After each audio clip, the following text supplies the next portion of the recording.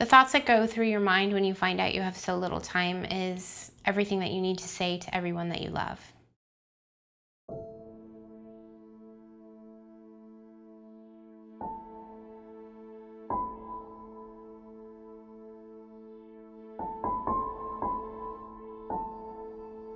So after getting married is when I first started experiencing the headaches, and they were quite severe. And I didn't understand them because I had never had anything like that before in my life. Right when I was diagnosed, my husband and I were actively trying for a family, which is heartbreaking for us both.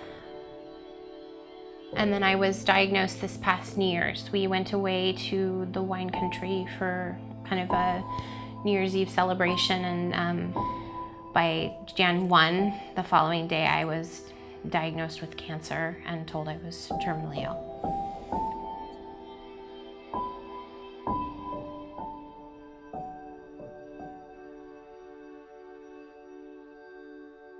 I was told I had a grade 2 astrocytoma, and was told anywhere from 3, maybe 5, up to 10 years to live. I have to tell you, when you're 29 years old, being told you have that kind of timeline still feels like you're being told you're gonna die tomorrow.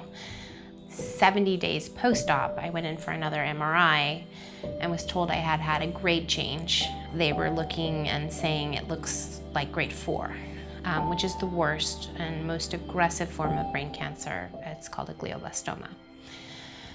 So that was a major shock to my system and the system of my family, because it went from having potentially years of time to being told I had like 6 months. My parents spent a couple months, they just wanted to search for a miracle. In the beginning, I hoped for everything. First I hoped that they had just the wrong x-rays, the wrong set of scans. It was all just a big clerical mishap. Your brain will do really strange things to you when you don't want to believe something. You will come up with fairy tales.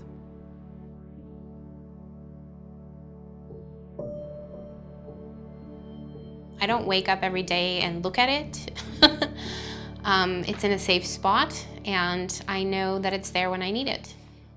I plan to be surrounded by my immediate family, which is my husband and my mother and my stepfather and my best friend, who's also a physician, and probably not much more people.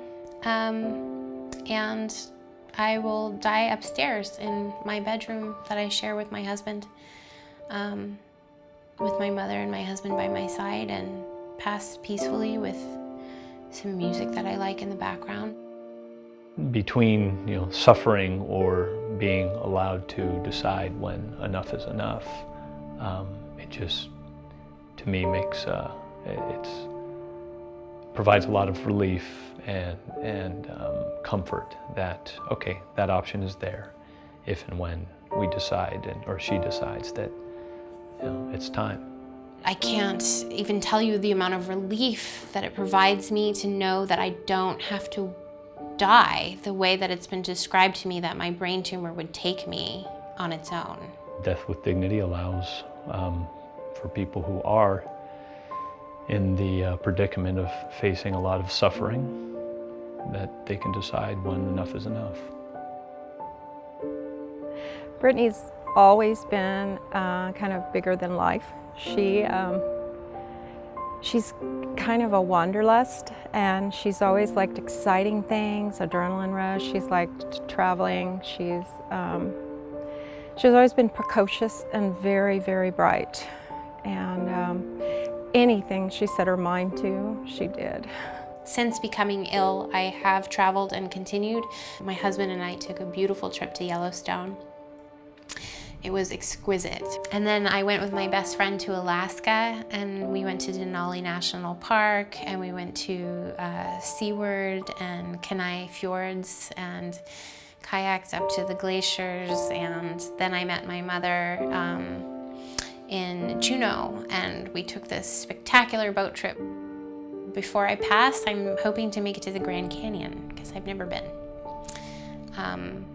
And that's all I can do, is set little goals like that, and all those things make every day worthwhile.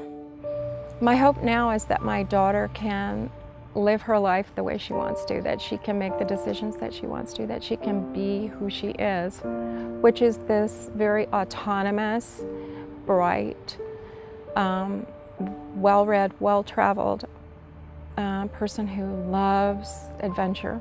She's kind of got me into this thing where now we've agreed to meet. And